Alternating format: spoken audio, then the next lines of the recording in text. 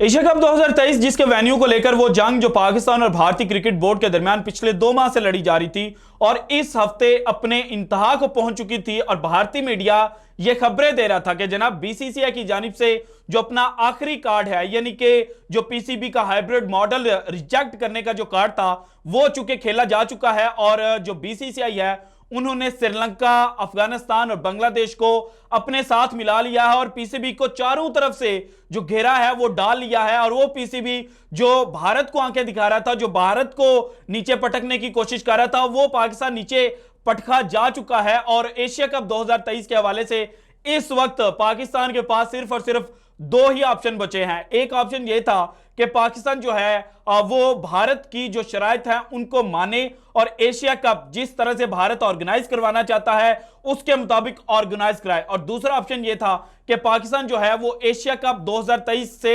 Boycott कर रहे। लेकिन अब इंटरेस्टिंगली जो भारतीय मीडिया है उसने ये खबर देना शुरू कर दिया है कि जनाब बीसीसीआई जो है वो इस साल होने वाले एशिया कप को कैंसिल करने की जो जनाब सलाह है, जो एडवाइस है, वो एशियन क्रिकेट काउंसिल को देने जा रहा है। सो ये पिछले 24 घंटे के दौरान ऐसा क्या हुआ है कि जिसकी वजह से वो भारत जिसकी जो जीत है वो यकीनी नजर आ रही थी, वो भारत अब खुद ही जो एशिया कप 2023 है उस पर जनाब एक यूटर्न लेने जा रहा है। और एशियन क्रिकेट काउंसिल जिसकी सदारत इस वक्त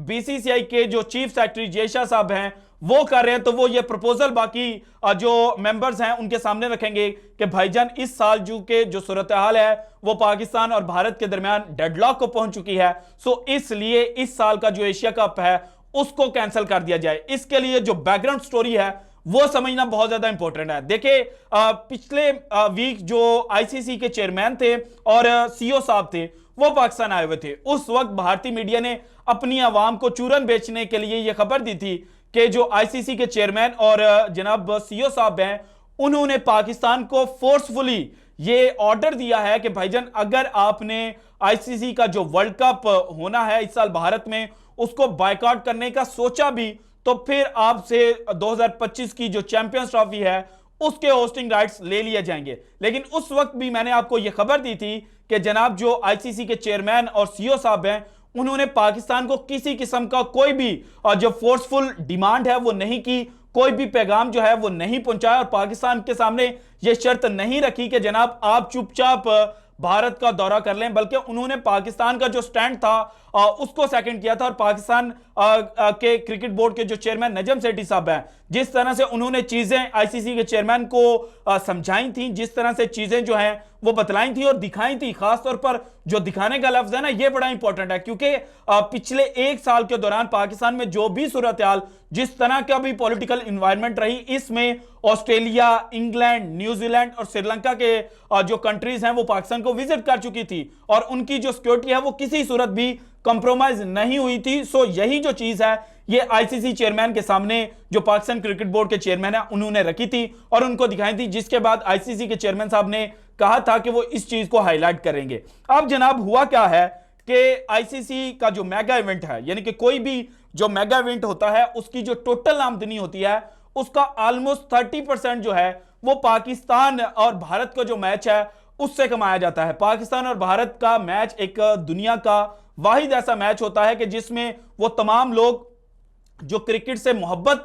नहीं करते, क्रिकेट को उस तरह से लाइक नहीं करते, लेकिन इस मैच को देखने के लिए जो टीवी स्क्रीनें हैं वो बड़ी बड़ी सजाई जाते हैं, ग्राउंड्स का रुख किया जाता है। सो इस मैच से जो रेवेन्यू है वो 30% जो है वो कमाया जाता है और यही बात जो है वो आईसीसी के चेयरमैन को भी पता है और नजम सेठी साहब ने भी उनके साथ की। सो जब ये बात हुई कि जनाब ठीक है पाकिस्तान को आप गिराना चाह रहे हैं, पाकिस्तान को आपने जो भारतीय क्रिकेट बोर्ड है उन्होंने चारों तरफ से घेर लिया है, लेकिन इस घेरने का जो असल नुकसान है वो भारत को होगा। तो उसके बाद जो चीजें हैं उन्होंने जनाब यू टर्न लिया। अब जनाब जो खबर आई है वो ये है कि जो एसीसी की अनऑफिशियल मीटिंग हुई और जो अनऑफिशियल मैसेज कन्वे किया गया उसमें एक ये सजेशन जो है वो रखी गई थी कि श्रीलंका की बजाय जो एशिया कप 2024 है और 2023 है वो होस्ट कर लिया जाए बांग्लादेश में। और जो बांग्लादेश ने 2025 में एशिया कप होस्ट करना है वो स्वैप कर लिया जाए पाकिस्तान के साथ, यानी कि 2023 में बांग्लादेश होस्ट कर ले और 2025 में पाकिस्तान होस्ट कर ले। सो इस सूरत में एक जो यकीनी ऑप्शन था, एक जो वे आउट था, वो निकल सकता था। लेकिन चूंकि इस साल जो जनाब एशिया कप होना है वो है 50 ओवर्स का, और जो बांग्लादेश है वो पहले भी ये बात कर चुका है। नजमुल हसन साहब ने जब आयरलैंड का जनाब दौरा किया था बांग्लादेश क्रिकेट टीम ने और वो वापस आए थे, उस वक्त भी उन्होंने ये रखा था कि पाकिस्तान और भारत के दरमियान तनाव जरूर है और इस सूरत में हमें यह ऑप्शन दिया गया है कि आप इस साल एशिया कप होस्ट कर लें। लेकिन हमने इनकार कर दिया और हमने ये कहा है कि अगर ये 20 ओवर्स का वर्ल्ड कप होता तो सॉरी एशिया कप होता तो फिर हम इसको होस्ट कर सकते थे। लेकिन चूंकि हमारे मुल्क में मानसून बारिशें हो रही हैं, सो इसलिए जनाब हम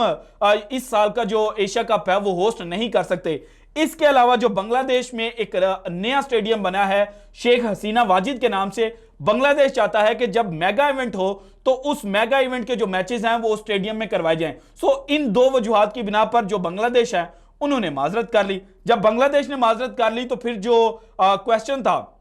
वो ये था कि जनाब पाकिस्तान जो है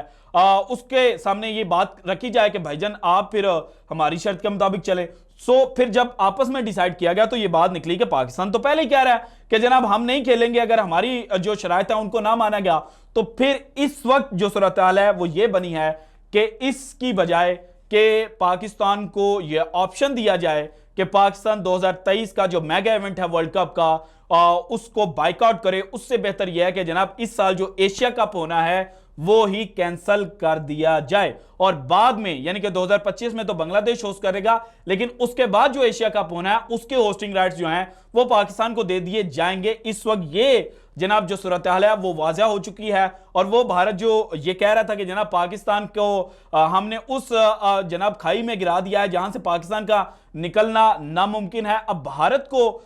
at the end of the day ये समझ आइए कि जनाब पाकिस्तान नहीं गिर रहा बल्कि हम गिर रहे हैं। अगर पाकिस्तान एशिया कप से पैसे नहीं कमा पाएगा तो फिर भारत जो है वो भी जनाब जो वर्ल्ड कप 2023 है उससे उस तरह से पैसे नहीं कमा सकेगा। और पहले ही जनाब 1 अरब के नजदीक जो टैक्स है वो बीसीसीआई ने पे करना है इंडियन गवर्नमेंट को, क्योंकि इंडियन गवर्नमेंट ये कह रहा है कि जनाब हम आपको टैक्स की जो छूट है वो नहीं दे सकते। और आईसीसी ने भी क्लियर कर दिया है कि जिस तरह से 2016 में आपको जो रेवेन्यू आपने दिया था उसमें जो टैक्स की कटौती है वो करके दिया था, सो इस दफा भी आपके साथ वही वाकया जो है वो पेश आएगा। सो जब ये सारी चीजें इंडियन क्रिकेट बोर्ड के सामने आई तो फिर इंडियन क्रिकेट बोर्ड जो है वो बैक स्टेप लेने पर मजबूर हो गया और इंडियन क्रिकेट बोर्ड में अब यही जो ऑप्शन है इसको फाइनल कर लिया गया है कि जनाब अगर हम पाकिस्तान की बात नहीं मान सकते तो फिर एशिया कप 2023 को कैंसिल कर लिया जाए। और कैंसिलेशन की बात एक और भी बड़ी है, इंपॉर्टेंट है कि जनाब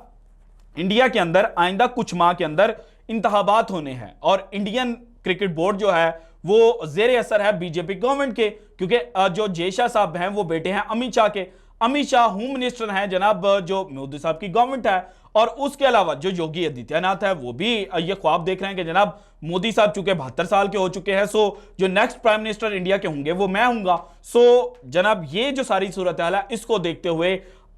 इस वक्त यही ऑप्शन सूटेबल भारतीय क्रिकेट बोर्ड को लग रहा है कि एशिया कप 2023 जो है वो कैंसिल कर दिया जाए ताकि पाकिस्तान के पास ये ऑप्शन ही ना बचे और पाकिस्तान के पास ये बहाना ही ना हो। चूंकि इंडिया जो है वो 2023 का एशिया कप खेलने के लिए पाकिस्तान नहीं आया या पाकिस्तान का हाइब्रिड मॉडल नहीं माना गया, तो इस वजह से हम 2023 का जो वर्ल्ड कप है उसका बायकॉट करने जा रहे हैं। और यहां पर जो पॉलिटिकल पॉइंट स्कोरिंग है वो भारत कर लेगा कि देखिए जनाब किस तरह से जो पाकिस्तान ने एशिया कप होस्ट करना था उससे पाकिस्तान को हमने पीछे हटने पर मजबूर कर दिया है। So this is it from today's episode. अगर आपको वीडियो पसंद है तो लाइक कीजिएगा, ज्यादा से ज्यादा शेयर कीजिएगा, अपनी कीमती राय का इजहार लाजमी कीजिएगा और अगर आपने अभी तक चैनल को सब्सक्राइब नहीं किया तो कर दें। शुक्रिया, अल्लाह हाफिज।